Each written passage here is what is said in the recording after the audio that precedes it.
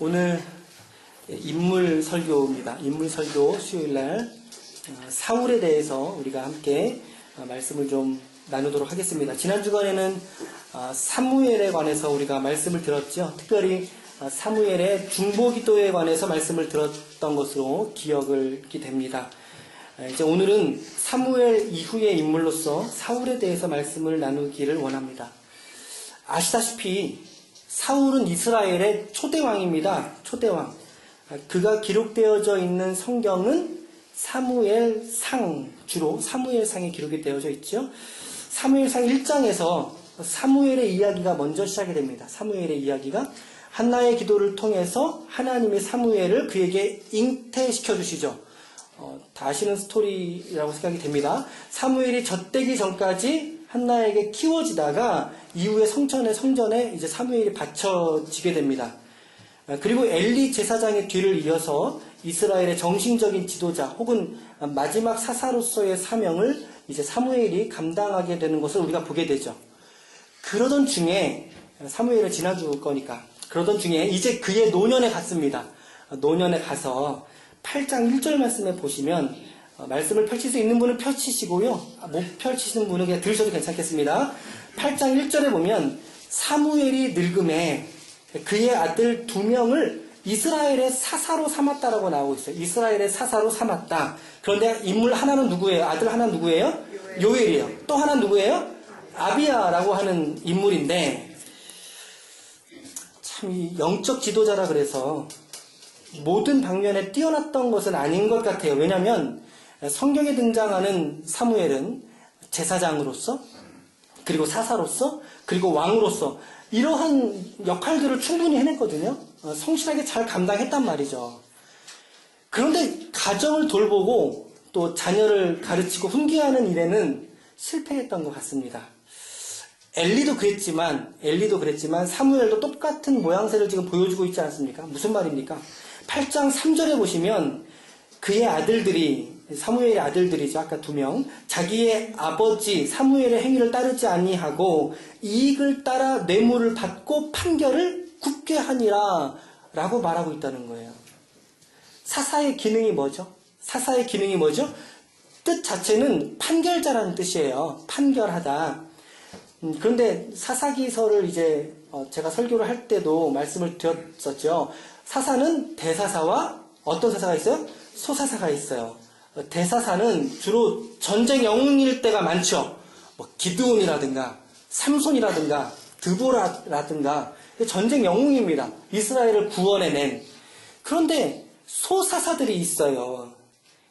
몇 분을 아는지 한번 들어보세요.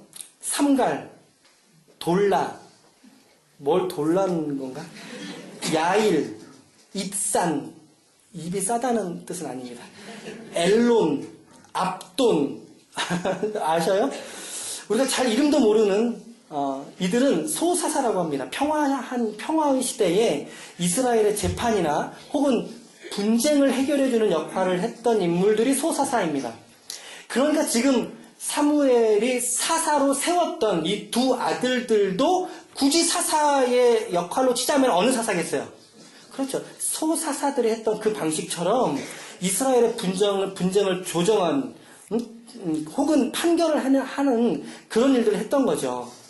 그런데 이 2명의 아들 놈들이 뭘 먹었어요? 이럴 때 먹었다고 하면 안 되죠. 어떻게 이렇게 잘하세요? 이게 돈을 먹은 거예요. 돈을 먹고 그 판결을 굽게 해버린 거죠. 그 판결을 그대로 하지 못한 거예요. 이거 여러분 사무엘의 2 아들들이에요. 엘리는 그렇다 치더라도 이거 명실상부 사무엘의 아들들 아닙니까? 분명히 그들은 아버지만큼은 아니었겠지만서도 이 2 아들은 공인이었습니다. 공인이었어요. 제가 제 아들에게도 그런 얘기를 해요. 야, 너는 신도분교회의 공인이야. 너는 공인이야. 아빠가 신도분교회의 목사로 공인이듯이 너도 아빠의 아들인 이상 너도 공인이니까 네 품행이나 너의 말에 조심하도록 하여라. 이런 이야기를 하거든요. 근데 이들도 마찬가지였을 거라고요. 사람들의 주목을 받았을 거예요. 또 일부는 그 자녀들이 세워지자 기대도 했을 거거든요. 그런데 그럼에도 불구하고 그들은 돈을 쫓아서 판결을 굽게 하고 뇌물을 먹어버리는 이런 악행을 저질러버리고 만다는 것입니다. 그랬더니 이스라엘 백성들이 사무엘 앞에 들고 일어나는 겁니다. 들고 일어나는 거예요. 8장 5절을 보세요. 8장 5절에 보시면 그에게 이르되 보소서 당신은 늙고 당신의 아들들은 당신의 행위를 따르지 아니하고 모든 나라와 같이 우리에게 왕을 세워 우리를 다스리게 하소서 한지라. 여러분, 제 아들이나 제 딸이 무언가 교회 안에서 잘못을 했으면 꼭 저나 제 안사람에게 얘기해 주세요. 그래야 고친단 말이에요. 그래야 고쳐요. 지금 이스라엘 백성들이 사무엘의 두 아들 때문에 크게 난리가 나버린 거예요. 그러면서 그들이 뭐라고 말해? 우리에게 차라리 누구를 세워달라? 우리에게 왕을 세워달라. 그가 우리를 다스리게 해달라라고 요청을 하더라 이거예요. 그런데 이 주장은 이스라엘에게만은 옳지 않는 주장이었어요. 왜 그럴까요? 이스라엘에게 영원한 왕은 누구세요? 그렇죠. 이스라엘에게 영원한 왕은 하나님이세요. 그들에게 영원한 임금은 누구세요? 하나님이시라고요. 그들에게 영원한 주권자가 누구예요? 하나님이시잖아요. 그런데 말씀을 보세요. 8장 5절 말씀을 잘 보시면 다른 나라와 같이라고 말하고 있어요. 다른 나라와 같이. 하나님이 없는 다른 나라들처럼 그들에게도 그들을 보호해주고 판결을 내려줄 가시적인 왕을 세워달라고 요청하더라는 거죠. 사무엘이 이 일을 듣고 기도하게 됩니다. 하나님 어떻게 해야 되겠습니까? 심지어 8장 18절에 보면 이스라엘 백성들에게 이렇게 말합니다. 그날에 너희는 너희가 택한 왕으로 말미암아 부르짖되 그날에 여호와께서 너희에게 응답하지 아니하시리라.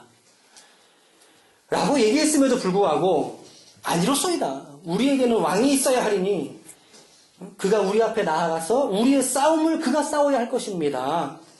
이게 말이 도무지 안 먹히는 거죠. 그래서 하나님은 괘씸하지만 그들을 향해서 왕을 세워주게 됩니다. 여기까지가 사울이 세워지게 된 전 배경이에요. 이스라엘의 초대왕을 세워주게 되죠. 그게 누구예요? 예, 초대왕 사울이 선택받게 됩니다. 선택받게 됩니다. 9장 20절을 한번 펴보셔요. 9장 20절에 9장 20절에 보면 사무엘이 사울을 만나죠. 만나서 온 이스라엘의 사모하는 자가 누구냐라고 물어요. 이 말의 의미는 뭐냐면 지금 왕을 누구로 세워야 할 것이냐.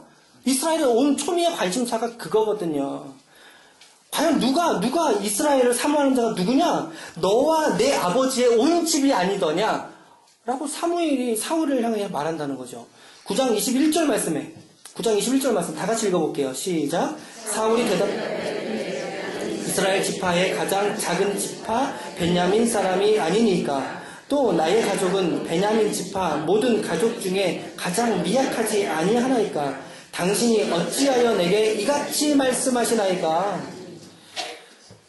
사무엘은 사울에게 기름을 붓고 그리고 10장 6절 말씀을 보시겠습니다. 10장 6절에 보면 10장 6절의 말씀 다 같이 읽어볼게요. 시작. 내게는 여호와의 영이 크게 임하리니 너도 그들과 함께 예언을 하고 변하여 새 사람이 되리라.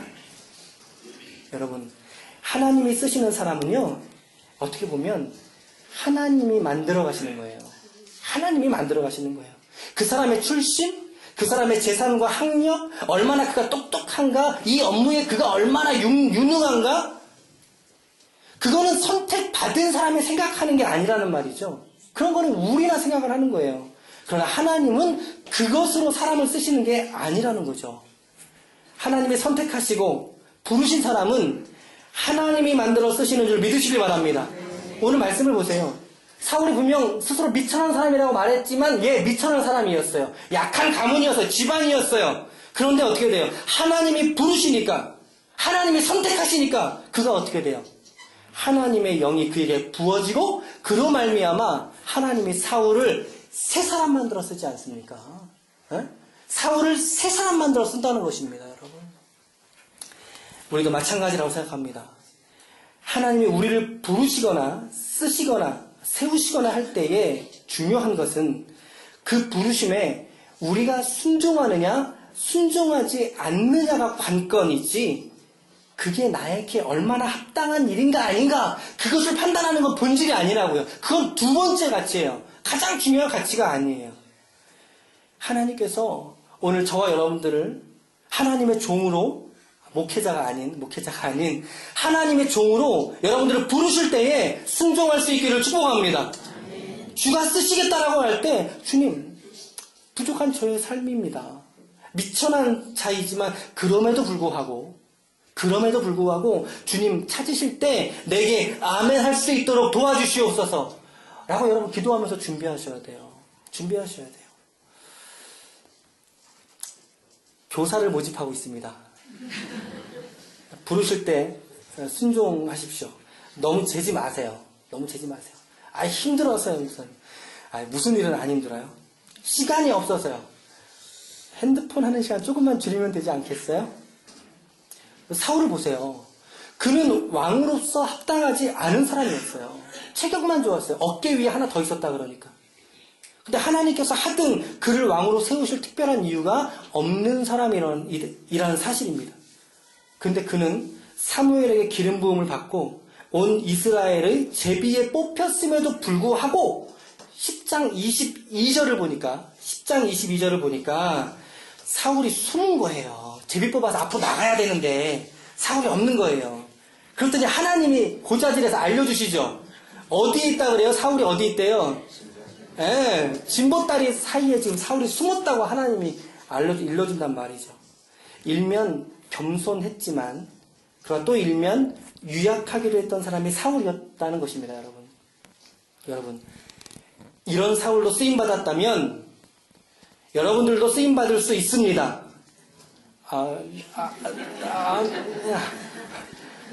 아멘 하면 뭔가 바로 뭘 하셔야 될 것 같죠? 아니요, 그렇지 않아요. 여러분들의 때와 하나님의 때는 달라요. 제가 한 번 더 제가 믿음으로 선언하겠습니다. 여러분, 사울도 쓰임받았다면 여러분들도 쓰임받을 수 있습니다. 그럼 하나님이 여러분 부르실 때, 세우실 때 아멘 할 수 있기를 축복합니다. 어찌됐든 사울이 이렇게 순종하게 되고 하나님은 그의 영을 부으셔서 그를 새 사람을 만들어서 왕의 자리에 앉혀주셔요. 정권 초기에 잘 나갔습니다. 전쟁에서 승리하는 소식들을 물어오죠. 14장 47절 보세요.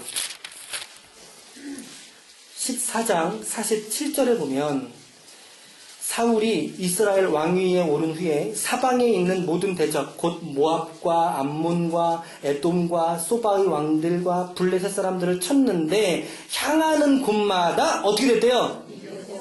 이겼고 48절 다 같이요. 시작. 용감하게 아말렉 사람들을 치고 이스라엘을 그 약탈하는 자들의 손에서 건졌더라.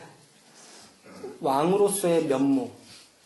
아까 말씀드렸듯이 왕은 우리의 싸움을 싸우리이다 그랬잖아요. 그 왕의 역할을 충실하게 감당했던 거죠. 그런데 사실은 하나님이 그 전쟁을 도와주셨던 거예요.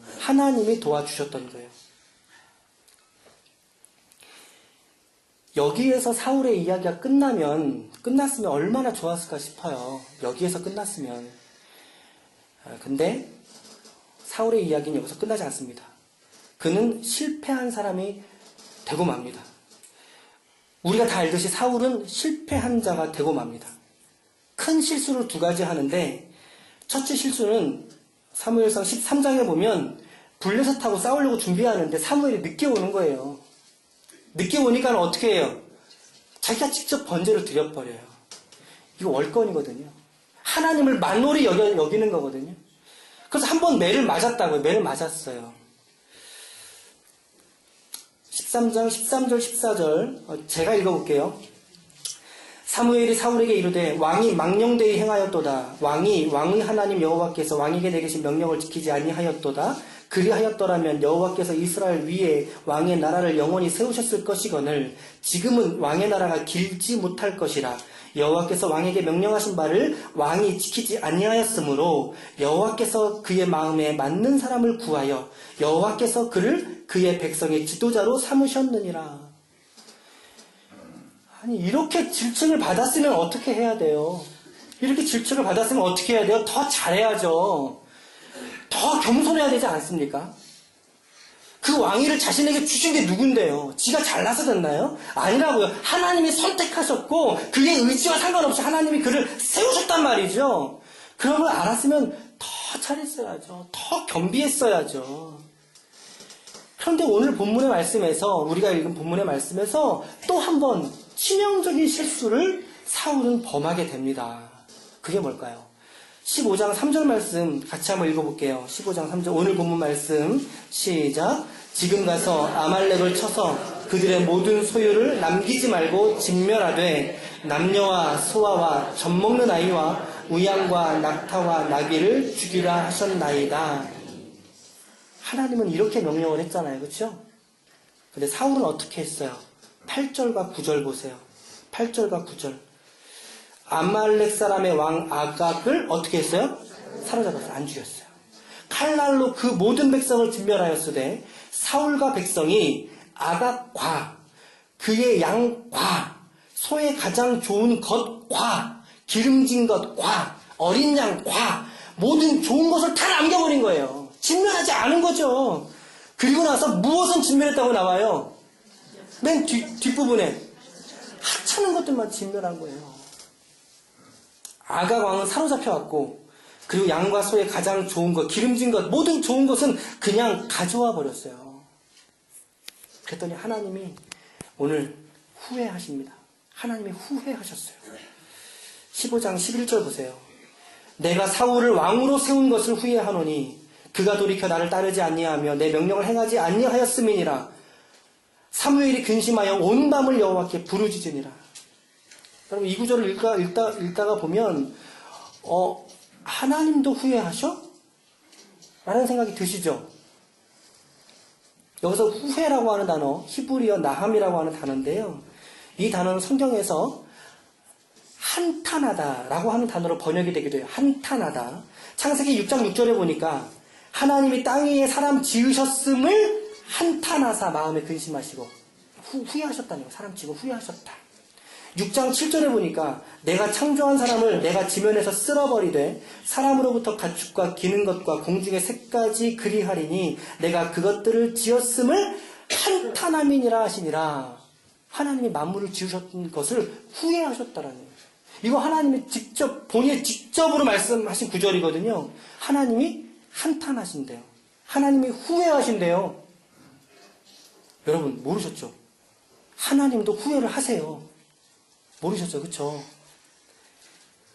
근데 여기서 말하고 있는 이 후회한다라고 하는 의미가 우리 인간관계에서의 후회처럼 우리의 선택의 결과에 있어서의 후회처럼 우리의 관계의 결과에서의 후회처럼 야, 너 진짜 너 그럴 줄 몰랐다 야. 나 정말 너 만나고 후회한다. 야, 내가 정말 그때는 이렇게 했어야 되는데 야, 나는 왜 그랬을까? 난 정말 바보야. 너무 후회스러워. 이런 쯤의 후회로 보게 되면 어떻게 되죠? 하나님의 전지성이 깨져버려요. 그죠? 하나님의 전지성이 깨져버려요. 그러면 하나님이 아니게 되신 거예요. 여러분 분명히 성경에서요. 민수기 23장 19절에 보니까 하나님은 사람이 아니시니 거짓말을 하지 아니하시고 인생이 아니시니 후회가 없으시도다.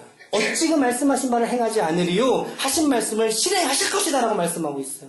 로마서 11장 29절에는 하나님의 은사와 부르심에는 후회하심이 없느니라.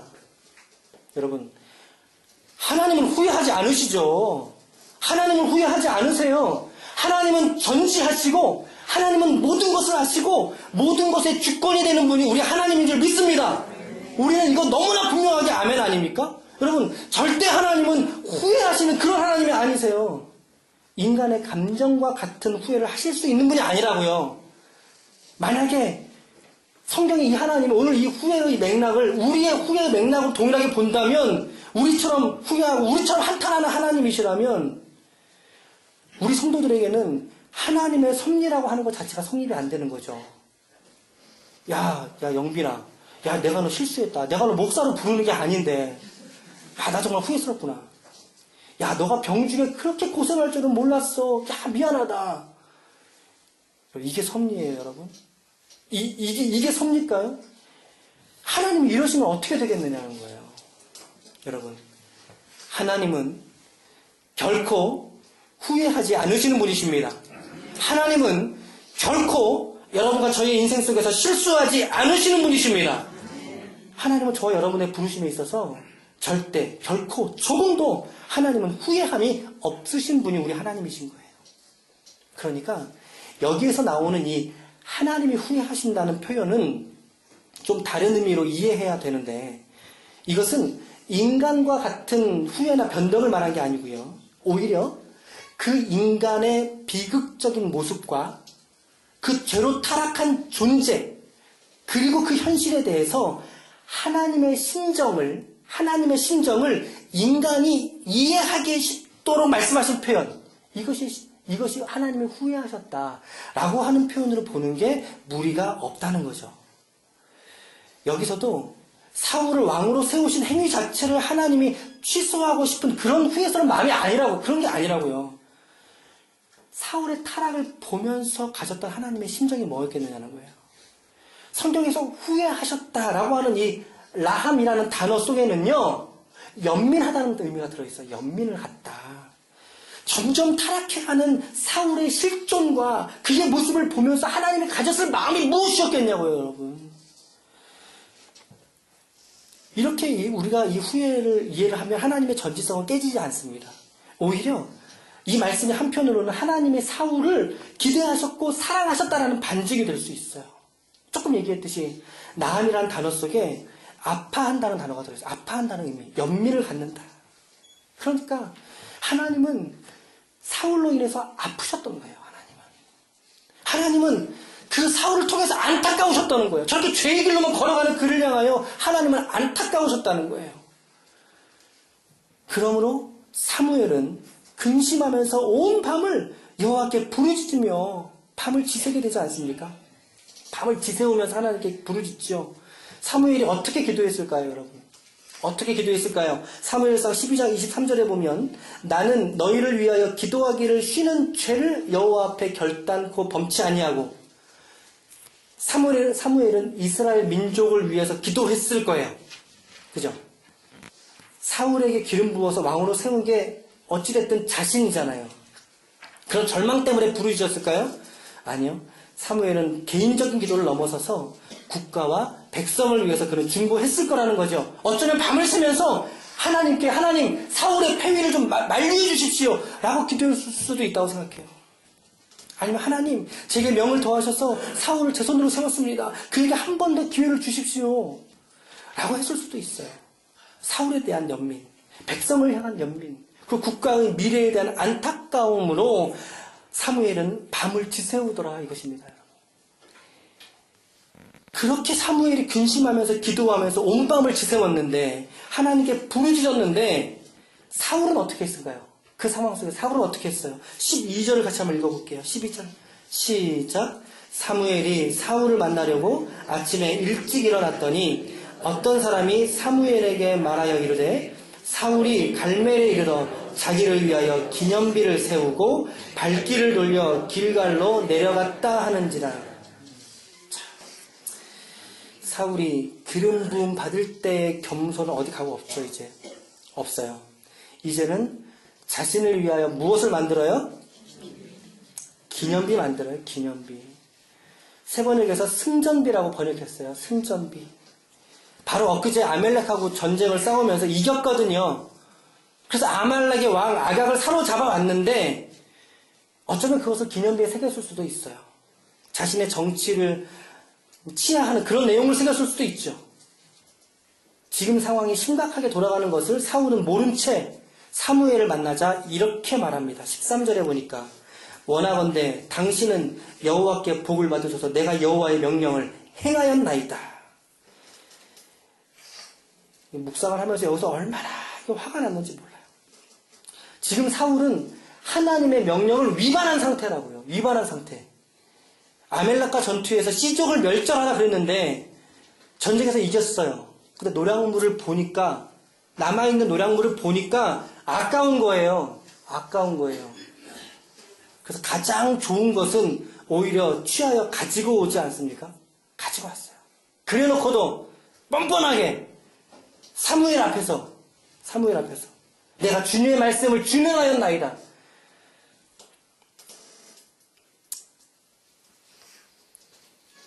사무엘이 묻지요. 야, 여기 들리는 이 양의 소리와 소의 소리는 무엇입니까? 라고 그랬더니 15절을 보세요. 15절. 사울이 다 같이요. 시작. 사울이 이르되 그것은 무리가 아말렉 사람에게서 끌어온 것인데 백성이 당신의 하나님 여호와께 제사하려 하여 양들과 소들 중에서 가장 좋은 것을 남김이요 그 위의 것은 우리가 진멸하였나이다. 여기서 사울의 신앙 상태를 알 수 있어요. 실마리가 두 가지 나오는데요. 첫째는 지금 사울은 자기의 책임을 백성들에게 미루고 있습니다. 백성들에게 미루고 있어요. 사무엘이 들리는 이 소리가 무엇입니까? 라고 물으니까 물론 그랬으면 정직하게 대답을 해야죠. 근데 뭐라 그래요? 이것은 무리가입니다. 무리가. 이것은 무리가 아말렉 사람에게서 끌어온 것입니다. 무리가 끌어오는 걸 봤으면 자기가 영적으로 바르게 서 있었다면요. 제지했어야죠. 끌어오지 말라고 했어야죠. 진멸했어야 정상이죠. 아니 백보양보해서 정말 몰랐다 치더라도 길갈로 왔을 때에는 정리를 했어야 맞죠. 그런데 사울은 그렇게 안 하지 않았습니까? 무리가 가져왔더라도 그는 그들의 행위가 정당하다고 스스로 합리화하고 있었던 것. 이 예물 하나님께 제사로 드리려고 갖고 온 거예요. 일부러 좋은 거 가져온 건데요. 하나님의 말씀에도 순종하지 않으면서 오히려 그 상황을 정당하게 보이려고 합리화하고 있는 모습 안 보입니까? 하나님의 말씀을 지키지 않은 것을 합리화하고 있어요. 여러분, 신앙은 합리화를 용납하지 않습니다. 신앙은 합리화를 용납하지 않아요. 그렇죠? 진리 되신 하나님의 말씀은 결코 비진리와 타협할 수 없음을 믿으시길 바랍니다. 그런데 어쩌면 이 시대의 믿음들이 우리 선조들의 믿음에 닿지 못하는 이유 중에 하나가 우리에게 너무나 많은 합리화의 시대에 우리가 살아가고 있는 것 같지 않으세요, 여러분? 그런 생각 안 드세요? 과거에 지켜왔던 좋은 신앙의 전통들이 사라지고 현대화 되어가는 이 시대에 발을 맞추어 가듯이 오직 예수, 오직 복음, 오직 말씀이라고 외쳐대면 교회 안에서도 외면당해요. 저거 왜 저래? 관종, 촌스럽게 저 사람 왜 저래? 여러분 이런 소리 안 들어보셨어요? 많은 교회들의 예배가 점점 사라져가고 있습니다, 여러분. 예배가 점점 사라져가고 있어요. 어떤 집사님이 주일에 결석을 했단 말이죠. 전화를 했어요. 집사님 주일에 무슨 일 있으셨어요? 주일 성수하셔야죠. 그랬더니 자기는 나머지 6일을 주일처럼 보낸다는 거예요. 목사님 저는 나머지 6일을 주일처럼 보내요. 그리고 주일에 안 나온단 말이에요. 주일에 안 나와요. 여러분 그건 맞아요? 그러면 돼요, 여러분? 그럼 옳아요, 그것이? 아니잖아요. 주일은 주일이죠. 현대시대의 주일 성수를 말하면 되게 유치하다고 생각한단 말이에요. 여러분, 이게 타협이 아닙니까? 이게 타협이라고 있어요. 이게 합리화예요, 여러분.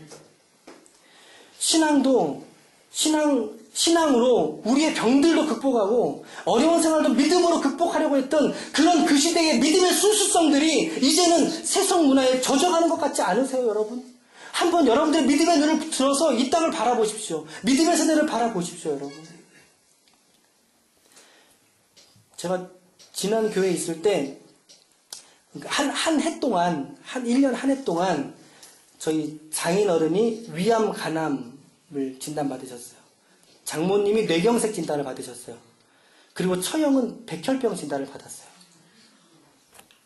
한 해에. 깜짝 놀랐죠. 질병은 가족력을 무시하면 안 돼요. 그죠?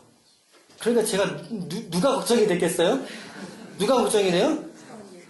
그쵸. 제 안사람이 걱정이 되는 거죠. 저거 병들면 안 되는데. 그런데 이제 처가댁이 보험이 하나도 없던 거예요. 그 병을 다 진짜 받았는데 하나도 보험을 못 들었어요. 병원비로 생돈이 나가는 걸 제가 옆에서 지켜보는 거죠. 아이고 매 아까워라. 그걸 보면서 만약에 그날 엄마가 이렇게 아프면 그 엄마가 아프면은 돈을 누가 내요? 여러분들이 내세요? 제가 내세요? 누가 내요? 제가 내죠. 그렇죠? 그래서 안 되겠다 싶어서 그때 공부를 좀 한 게 보험을 좀 공부한 거예요. 보험을 그때 공부를 좀 한 거예요. 우리 네 식구는 바로 들었죠. 네 식구는 바로 들었고, 근데 이제 그런 일을 경험하니까 주변 사람들은 어떻게 보험을 들었나 궁금해지잖아요. 그렇죠? 그래서 이제 그때 이제 저랑 친했던 권사님 한 가족 이제 4명을 다 들었어요. 청년들도 이제 들어줬어요. 한 10명 가까이 이제 보험을 들었단 말이죠. 그리고 이제 저희 아버님 댁으로 간 거예요. 아버님 댁으로 가서 아버지에게 보험을 가입하라고 권유하러 간 거죠. 이제 아들이. 아버지, 이만저만 하니까 우리 보험을 좀 드는 게 좋을 것 같습니다. 그랬더니 저희 아버지가 뭐라고 하는지 아세요? 저희 아버지가 뭐라고 하는지 아세요? 영균아, 아빠는 보험 하나님한테 들었어. 나 그거 안 들어도 돼. 아빠는 보험 하나님한테 들었어. 이런 말도 안 되는 얘기가 어딨어요, 여러분. 말도 안 되는 얘기 어딨어요. 보험을 하나님한테 가입했대요. 이해가 되세요? 될 것 같으면서도 안 되는 것 같으면서도 좀 되고 그러죠. 그렇죠? 아버지가 설득이 안 되는 거예요. 아버지가 설득이 안 돼요. 그래서 끝내 아버지 빼고 이제 어머니랑 여동생, 남동생 모두 가입을 다 했어요. 모두 가입했어요. 지금도 아버지는 가입을 안 했습니다. 저는 아버지의 그 말씀이 아들, 아빠는 하나님에게 보험을 가입했어. 그냥 넘겨버릴 수 있는 얘기거든요. 우스갯소리로 그냥 그러세요 이러고 이제 넘어갈 수 있는 얘기인데, 생각해보니까 야, 나는 왜 저런 믿음이 없을까? 저런 믿음이 없을까? 저희 아버지도 목사거든요. 저희 아버지도 목사고 나도 목사인데 아버지는 보험을 하나님에게 가입했대요. 근데 그 아들은 그래도 보험을 가입해야 한다고 말하고 있으니, 여러분, 이게 누구 말이 맞는 거예요?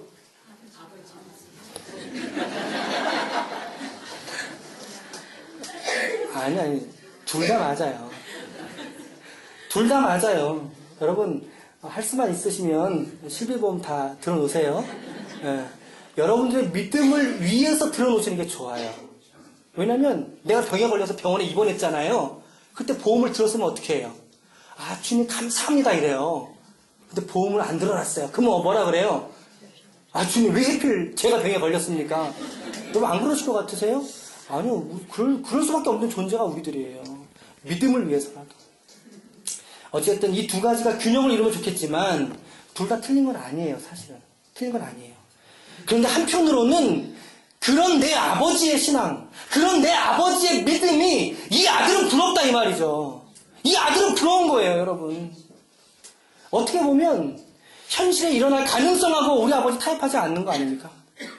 믿음으로 살아가 보시겠다는 거예요. 믿음으로. 합리화하지 않으셨어요. 타협하지 않으셨어요. 보험 이야기를 했지만 이건 좀 논외일 것 같고요. 여러분, 이런 거 말고 우리 믿음의 선배들이 가졌던 그 지조 있는 정신, 오직 말씀이다, 오직 기도다, 오직 은혜밖에 내가 살아갈 길이 없다. 그것에 있어서만큼은 우리가 이 세상이나 현실과 타협하지 않고 끝까지 붙들고 갈 우리의 기도의 제목이 되어야 할 줄로 믿으시길 바랍니다. 우리가 그것 붙들고 살아가는 게 성도라는 이름이에요, 여러분. 하나님을 추구하면서 기도했던 그들의 믿음이 지금은 부러운 시대에 우리가 살고 있다고요. 오늘 우리 신도범 교회의 성도들은 세상이나 현실의 이목이나 유혹에 좋아 보이는 것에 타협하지 않고 오직 하나님의 말씀에 온전한 순종을 드릴 수 있기를 축원합니다. 그리고 두 번째로 15절을 계속 읽어가 보면, 그것은 무리가 아말렉 사람에게서 끌어온 것인데 백성이 그 다음 뭐라 그래요? 당신의 하나님 여호와께 제사하려 하여.